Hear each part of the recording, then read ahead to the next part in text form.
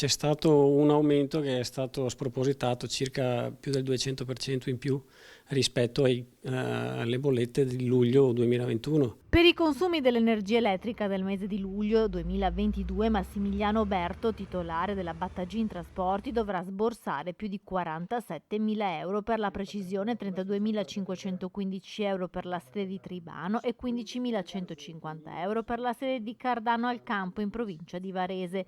L'azienda, che si occupa di trasporto merci dal produttore alla grande distribuzione, in estate ha sempre bollette più alte, ma questa volta gli aumenti sono esorbitanti e superano il 200%. Nel nostro caso, è il caso di tutte le aziende, non si possono aumentare i prezzi, bisognerebbe fare un aumento dei prezzi sproporzionato, nel nostro caso le tariffe del trasporto, ma i nostri clienti sono aziende produttrici alle quali non possiamo sottoporre da oggi a domani aumenti del 30% sulle tariffe di trasporto, perché vorrebbe dire metterle in difficoltà sicuramente, metterle in crisi o si va fuori mercato. 80 dipendenti, 50 camion. I tempi duri nel settore trasporti sono iniziati a marzo con il caro carburante, ora quello dell'energia, e per far fronte a queste bollette la ditta di Massimiliano Berto dovrà andare ad intaccare gli utili dello scorso anno. Siamo una piccola azienda che ha sempre vissuto di economie e che ha sempre messo da parte,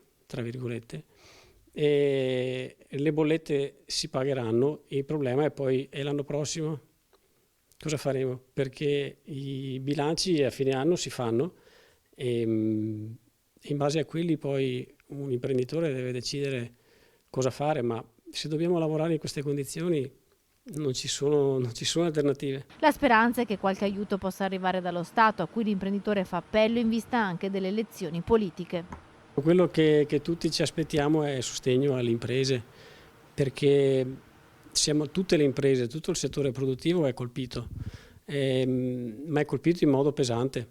Per cui speriamo che chi vada a governare riesca a fare qualcosa, anche se personalmente la vedo molto nera.